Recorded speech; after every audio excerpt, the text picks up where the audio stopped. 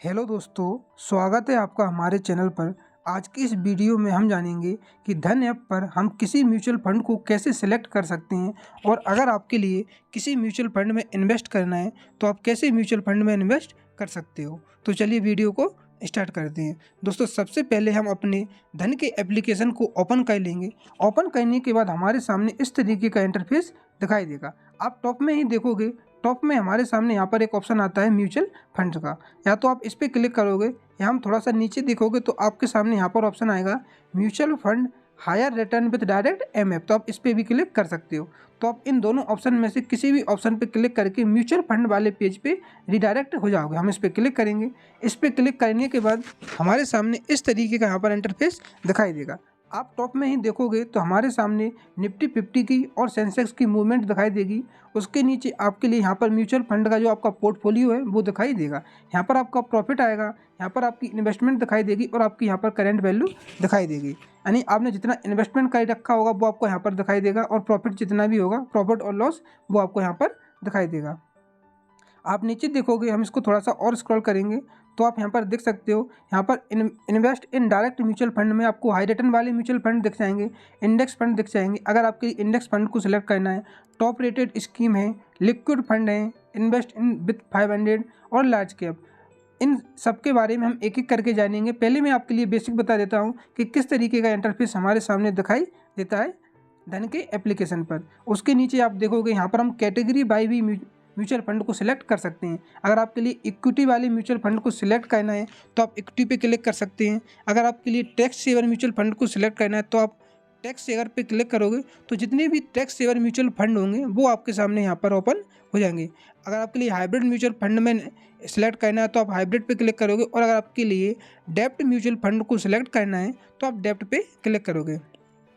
हम थोड़ा सा और स्क्रॉल करेंगे तो आप देखोगे यहाँ पर हमारे सामने आ रहे हैं टॉप एएमसी, यानी कि जो टॉप एएमसी म्यूचुअल फंड है वो आपके लिए यहाँ पर दिखाई दे जाएंगे।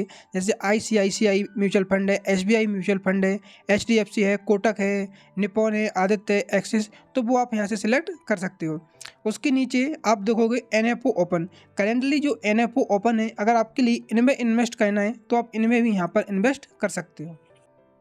यहाँ पर कई सारे आपको एनएफओ ओपन दिखाई दे जाएंगे, जैसे बड़ौदा का बीएनपी है, एबीएसएल क्रेडिट्स चल रहा है, तो आप इनको अगर आपको इनमें इन्वेस्ट करना है तो आप इनमें इन्वेस्ट कर सकते हो। नीचे आप देखोगे तो यहाँ पर हमारे सामने दो ऑप्शन आते हैं एसआईपी का, कि आपका स्टार्टिंग एसआईपी 100 रुपये, आप 100 रुपये पर मंथ से के हिसाब से भी एसआईपी क्रिएट कर सकते हो और 500 रुपये पर मंथ से भी एसआईपी क्रिएट कर सकते हो। तो जिन म्यूचुअल फंड में 100 रुपये के हिसाब से म्यूचुअल एसआईपी क्रिएट होगी वो यहाँ पर हमारे सामने ओपन हो जाएंगे और जिन म्यूचुअल फंड में 500 रुपये, मिनिमम 500 रुपये से एसआईपी क्रिएट होगी वो हमारे सामने यहाँ पर ओपन हो जाएंगे। यहाँ पर एक और ऑप्शन है योर एसआईपी। अगर आपने किसी भी म्यूचुअल फंड में एसआईपी क्रिएट कर रखी है तो वो आपके यहाँ पर दिखाई दे जाएगी।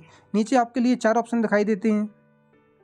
ए और बुकमार्क, या बुकमार्क में वो म्यूचुअल फंड आएंगे जिन म्यूचुअल फंड को आपने अपनी फेवरेट लिस्ट में सिलेक्ट कर लिया हुआ है। यहाँ पर ऑल ऑर्डर में वो सारे ऑर्डर दिखाई देंगे जो आपने किसी भी म्यूचुअल फंड में बाय किया हो या सेल किया हो, तो वो आपके ऑर्डर यहाँ पर शो हो जाएंगे। स्टेटमेंट देख सकते हो आपने कब बाय किया, कब सेल किया, वो सारे आपका स्टेटमेंट यहाँ से आ जाएंगे। एंड बैंक एंड पेमेंट, हम इस पर क्लिक करेंगे तो आपने जो आपका बैंक अकाउंट है धन एप्लीकेशन से लिंक होगा वो आपके यहाँ पर बैंक अकाउंट लिंक वो आपको यहाँ पर दिखाई देंगे। जैसे यहाँ पर आप मेरे देख सकते हो 2 बैंक अकाउंट यहाँ पर लिंक है तो मेरे 200 करना है। अगर आपका एक होगा तो आप उसको यहाँ से सिलेक्ट कर सकते हो।